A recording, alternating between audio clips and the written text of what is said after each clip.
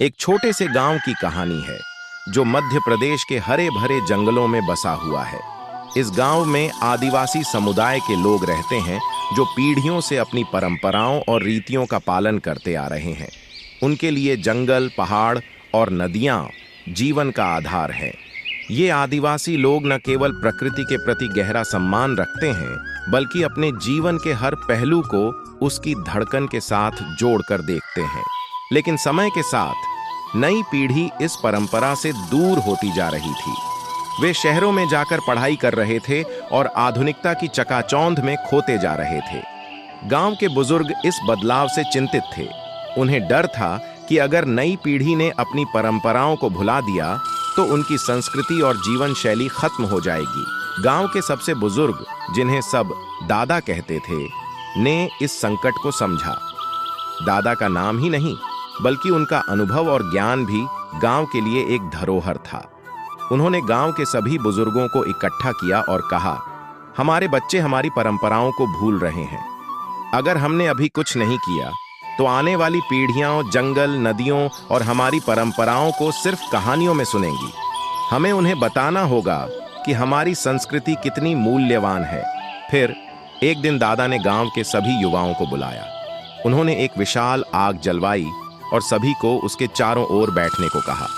जब सब बैठ गए तो दादा ने बोलना शुरू किया, यह आग हमारी परंपराओं का प्रतीक है। जैसे यह आग हमें रोशनी और गर्मी देती है, वैसे ही हमारी परंपराएं हमें जीवन का सही मार्ग दिखाती हैं। अगर हम इस आग को बुझा देंगे तो अंधकार और ठंड हमें घेर लेगी। दादा ने अपनी कहानी शुरू की।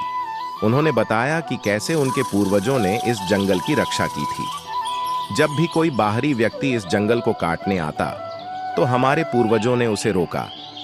उन्होंने हमें सिखाया कि अगर हमने अपने जंगलों को नष्ट कर दिया तो हमारी आने वाली पीढ़ियां भूख और प्यास से मर जाएंगी। यही वजह है कि आज हम इस जंगल में जी रहे हैं। उन्होंने आगे बताया कि कैसे जल की महत्ता को समझा गया था। हमारे पूर्वजों ने नदियों को मां का दर्जा दिया। वे मानते थे कि अगर नदी सूख गई तो हमारा जीवन भी सूख जाएगा। इसलिए उन्होंने हमें सिखाया कि जल का सही उपयोग करें और उसे बर्बाद न करें। दादा की बातें सुनकर युवाओं के दिलों में हलचल मच गई। उन्हें एहसास हुआ कि वे कितनी बड़ी भूल कर रहे थे। उन्होंने दादा से पूछा, तो हम क्या कर सकते हैं? दादा ने मुस्कुराते हुए कहा, तुम्हें बस अपनी जड़ों से जुड़ना है। हमें अपनी परंपराओं का पालन करना है और उन्हें आगे बढ़ाना है। हमें यह सुनिश्चित करना है कि आने वाली पीढ़ियां भी इन्हें समझें और इनका पालन करें। इसके बाद गांव के सभी युवाओं ने मिलकर एक अभियान शुरू किया। उन्होंने जंगल की सफाई की, नदियों के किनारे पेड़ लगाए और जल संरक्षण के लिए छोटे छोटे बांध बनाए। उन्होंने अपने गांव के बच्चों को इन सब चीजों के महत्व को समझाना शुरू किया। धीरे धीरे नई पीढ़ी भी इस मुहिम में शामिल हो गई। गांव में फिर से खुशी का माहौल लौट आया। अब न केवल बुजुर्ग बल्कि युवा भी अपने परंपराओं का पालन करने लगे थे। दादा की मेहनत रंग लाई थी। उन्होंने गांव के लोगों को सिखाया था कि परंपराएं केवल किताबों में नहीं होती, वे जीवन का हिस्सा होती हैं जिन्हें समझना और उनका पालन करना आवश्यक है।